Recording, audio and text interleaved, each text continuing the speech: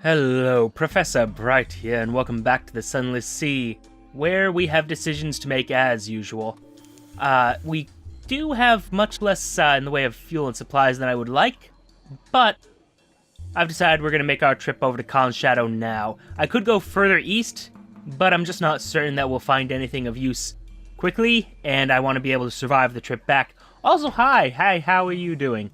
Republican Dreadnought, well... oh, please tell me you don't see us. You see us. Well, shit. Can you maybe not? Okay, I guess we're doing this now. Fuck it, we're going in. We are going in. This is gonna be a terrible plan. I don't like the idea of doing this. But, well, we got no choice now. I'm already fully committed to this. And we are not doing so good. Come on, come on. Yep, good. Shoot it. Shoot it with your guns and your harpoons. And this is not how navies typically would fight. Me just sort of bashing into the side of them like this. This is, well, it's effective Neath tactics. Neathly naval tactics. That's what we're going to call this. Also, you seem to be twitching a lot for a ship. Not sure I'm okay with that. Nope. You got out of the range of my harpoons now. Why you gotta do that, friend? Why you gotta do that? What are you doing? Really, guys? Really? Look, don't bother about that. We're in the middle of combat here. Jeez. Yeah, let's catch a sea beast while we're fighting a Dreadnought and pushing it out of the way, which is the weirder part of this. But it's dead. Wonderful. I kind of want that, actually. Can we salvage that ship? Can we take that one instead of the one we have now? No? Okay. Yes. More fuel. That is entirely not worth it. We just wasted fuel and supplies to get nothing. Great. Anyway, that having been done, like I said, we're going to be going northeast to get to Khan's Shadow this run. Because I do want to be able to survive with the various stories we've got. We've got a commission to go find a snuffer, which, not sure how that will end. They, are not easily subdued, shall we say? I mean, they steal people's faces. Like, how do you deal with that? I suspect it's gonna go kind of like, The Thing. Not the terrible remake, I mean the 1980 movie? The Thing? Which itself was a remake, now that I'm thinking about it. Anyway, enough about that. Ooh, the Uttershroom. Well, can make a quick stop there. They usually are a fine folk over there. Very hardy, terrified of the sea. Okay, look, I'm not going to deal with you. You and me, we're just not going to deal with each other. Now, where's my damn... Oh, right, the Uttershroom is northwest. I'm going northeast. Ha! Yeah, I know directions, people. I learned the directions at one point. Shut up. Anyway, let's get our first port report from Mysilagaya. Also, we could start spreading around the, the little shroom kids. The little, I don't know what they're called now. But we could start spreading them around. That could be fun. And terrible. Terribly fun. Okay, lights gonna go out. Because you guys just can't handle having lights on. You use up so much of our fuel. It's not acceptable, crew. Not acceptable.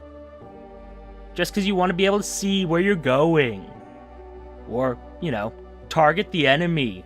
God. Such a whiny bunch of, oh my god, look at that thing. How much HP do you have, friend? You look like you might potentially be fun to eat. Or just find out why you're blue instead of red, like the regular guys. I seem to remember the giant crabs being red. I haven't seen them in a long time, actually. If we're being honest here. Let's get our... Oh, I got... Blemmigans! Yes! Perfect! A slow survey. The villagers live a shabby but sufficient life. The Uttershroom provides. They are secretive, taciturn, incurious. Ships rarely visit. A gaggle of Blemmigans, purple tentacled fungus things, follows you down the rope to your ship, whistling cheerfully. Blemmigans are vicious little monsters, usually, but the ones on the Uttershroom seem friendly. If they trouble you, you could probably throw them overboard. Could do, probably won't, but could do. Yes. A very fungus-y place this, but we've seen it before. The Blemmigans are new. I actually don't think I've ever taken a Blemmigan aboard, now that I'm trying to rack my brain for it. And, what do you mean oh, you didn't actually discover it. Come on, guys. See, there's the Uttershroom. See the Uttershroom? It's the Uttershroom. Good job, guys. Good job. Now, let's head in some sort of direction, I guess. Where are we? Oh. Well, I mean... yeah, the Isle of Cats is where we're going to go next. Or at least where we plan to go next. So I should be able to go Isle of Cats to Khan's Shadow. Yeah, to Khan's Shadow, to Khan's Glory, because I should still have the coffee to deal. Do I still have the oh, God, why did I do that? Both of those were the wrong button. Oh, God. I need to just use this from now on. I'm just not going to use the shortcuts. I'm terrible about using them. Yes, I have the coffee. Okay, good. Great. Great. Hopefully the engines don't explode. Well, they seem to be cooling down just fine. Great, more terror, not what I wanted.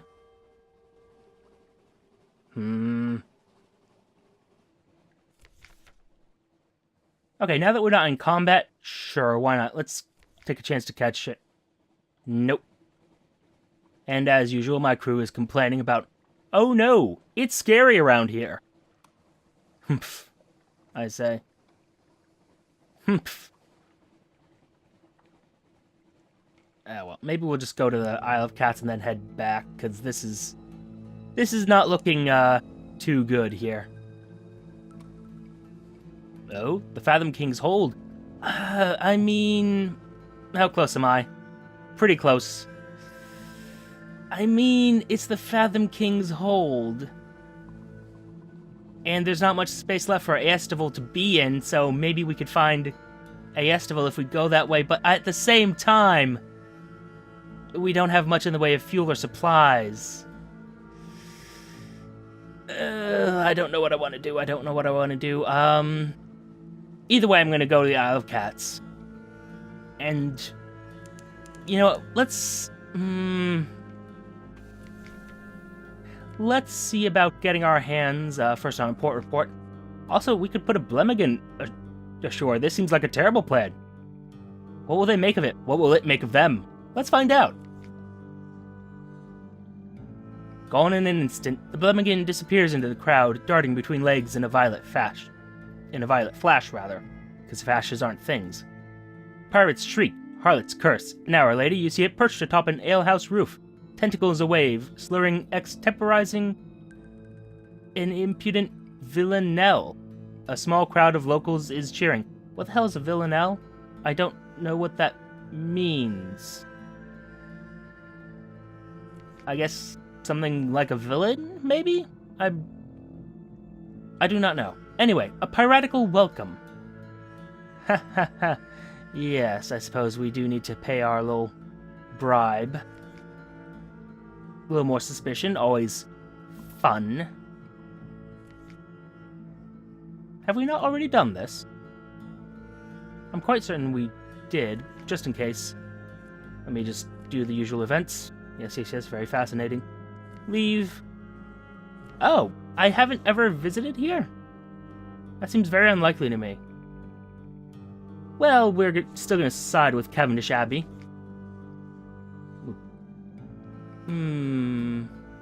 Oh, you are not getting my fuel. Sorry, friends, but not even the slightest of chances of that happening. And no recent news for you to take from us, so what about the honey tongue? What is red honey? Well, that's a silly question. But yes. Suppose we should explain it. It's essentially a strain of, well, just read it for you. One of the nearby courtesans' eyebrows lifts infinitesimally, but his reply is practiced.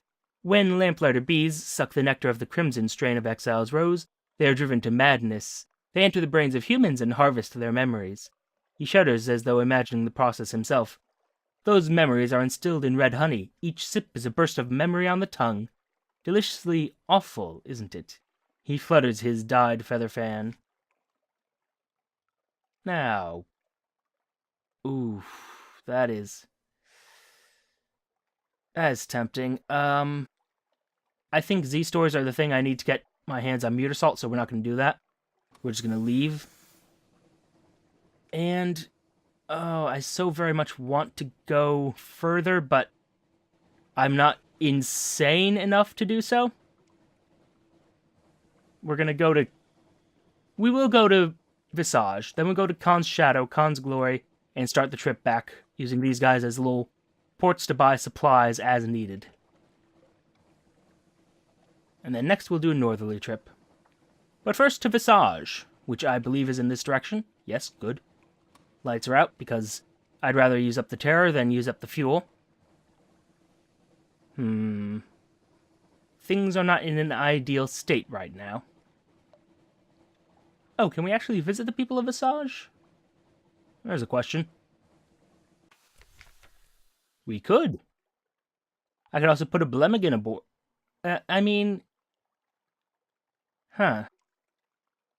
The Blemmigan wraps its tendrils around your fingers, buries its fleshy dome in your palm. What does it want? We can do that anytime. This one is a comparatively rare event? I'm not sure. But there's something awaits you. Value changes. I'm not sure how to phrase it properly. But there's a chance we could not have this option later. So, go ashore. Inward and upward. All those who enter must play their parts. And we'll check in at the customs house and, ooh, I am curious. We'll choose the frog mask. Brekekekekekek. I think that's how you pronounce that. Moonmoth lifts the mask and places it over your head. The eye holes are large and they are fitted with spectacles. These improve your view of the environment, though you must look bulb-eyed from the outside. There's also a mechanism attached to the mouthpiece, which magnifies any sounds you make, even your breathing. You start to thank the Moonmoth, and it comes out as a booming croak. May you profit from your visit in knowledge, says Moonmoth. Its wings fold neatly over its back. Now, let's see here. We'll visit the Flood Court, of course. The Flood Court is a long stone room with 2 ranks of columns on each side. Currently, the court is ankle-deep in water, though water stains on the stones show that the flood has often reached higher, sometimes up to the height of your waist. In a raised niche at the far end of the room sits a statue of a man with the head of a ram. He holds a jar from which water flows out onto the floor.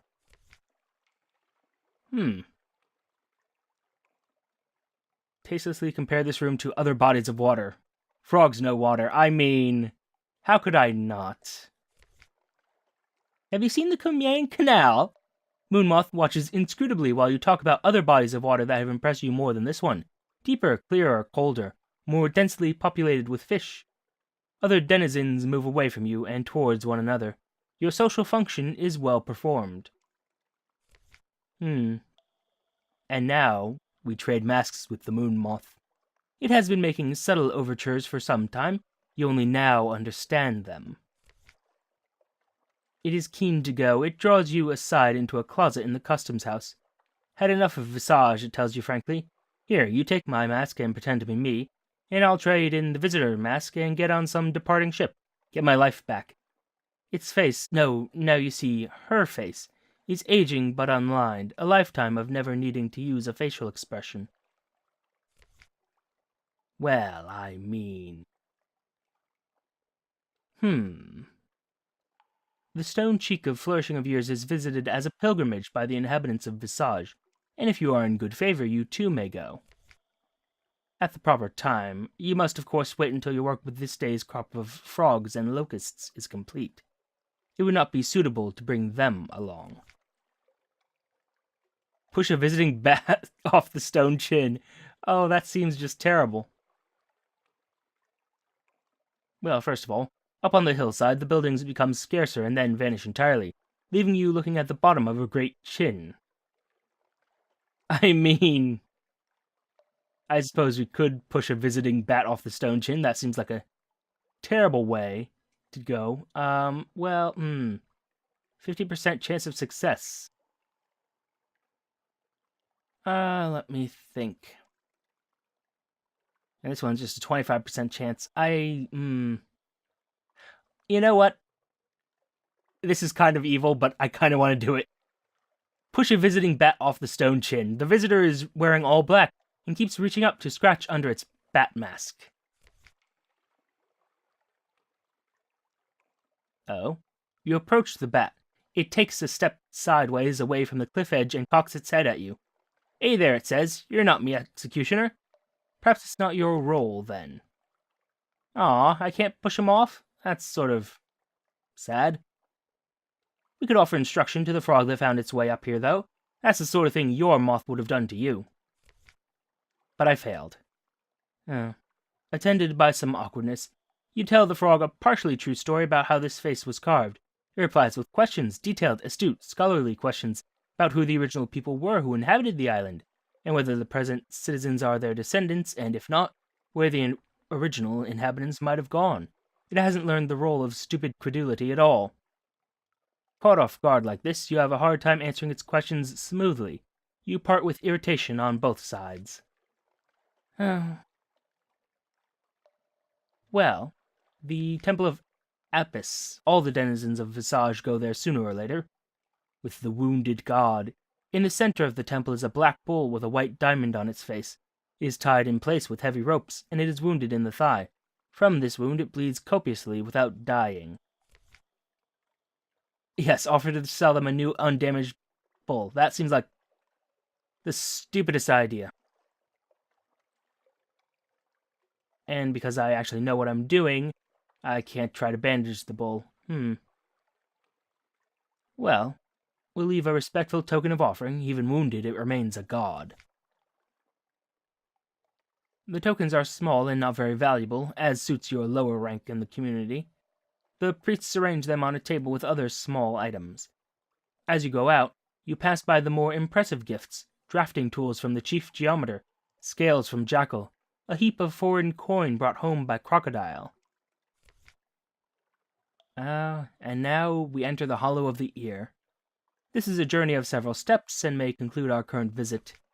A proud nose. It is a festival day. The great stone face has been illuminated from forehead to chin with blazing torches, so that the profile is visible from the side more clearly than you have ever seen it. Flourishing of years is awake, says the genderless figure in the crocodile mask. If only I had flares. All the denizens of Visage are walking towards the ear together. There's a place in the procession which belongs by right to the wearer of your mask. We'll fall in line with the others. How else will you discover what lies within? We're among our own. You go as though you were truly one of them. You carry nothing with you but your mask and your costume. May your heart be as light as a feather, says the woman in the lotus blossom mask, as you fall into line behind her.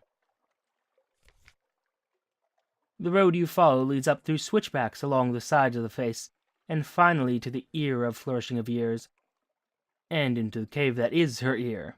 The tunnel bends back on itself, and all lights have now been extinguished.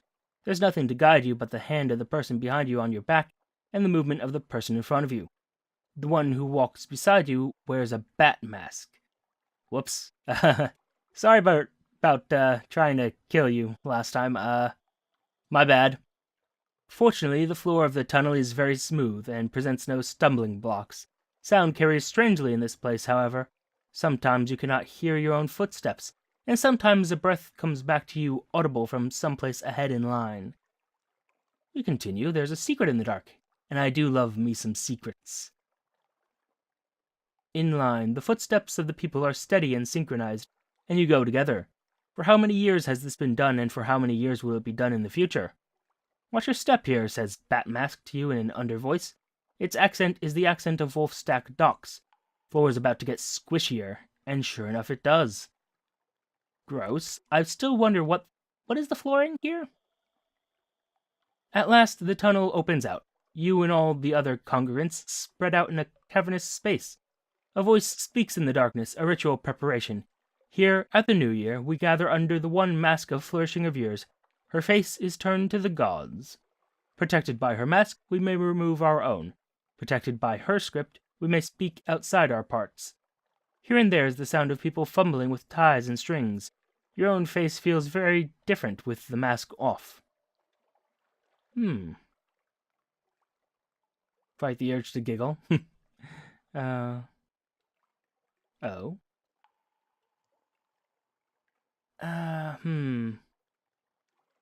We could tell one of our own secrets. All this time under the mask, it would be freeing. Strangely liberating. You begin to speak. Certain weights lift away. You've been in the wrong from time to time, but it is forgivable. Which lost us some terror. Wonderful. But now we do nothing. Let the ceremony end according to the proper rites. The last bell. At the end of the hour, there comes a woman with a feather of shimmering silver, which she tucks into your hand, symbol of the innocent heart that will not be eaten by the jackal. Then a bell rings and the time of speech is over. You all begin to put your masks back on. It's possible, you cannot know for sure, that in this cover someone has exchanged a mask with someone else. It is an orderly and perfect line that emerges again from the ear of flourishing of years. If anyone watches from above, they must surely be satisfied. Yes, I do respect sacred mysteries. But now it is time to end our performance and leave the island. You can't stay in character forever. Calmer. When the other citizens are distracted, you find your way to the familiar customs house and rid yourself of mask and robe. There is a satisfaction in laying aside a role well performed. Intriguing. But first, before we end this, let's put a Blemmigan ashore. The Blemmigan wraps its tendrils around your fingers, buries its fleshy dome in your palm. What does it want? Oh, an apt shelter. The Blemmigan is oddly shy. It sidles onto the quay with obvious reluctance. It puts on a burst of speed to hide under a damaged, discarded mask, resting in a refuse heap with fish heads and broken tackle. The bulging-eyed shell gives it confidence, if not grace. It departs at speed, bouncing onto a buoy waiting for repairs, recoiling off an unused engine. Oh, you poor thing. But that will be all for now. We have a few issues to plan around, not least of all our current situation regarding fuel and supplies. But for now, thank you for your time. Note the like, comment, and subscribe buttons below. Use them responsibly, and I will see you all soon.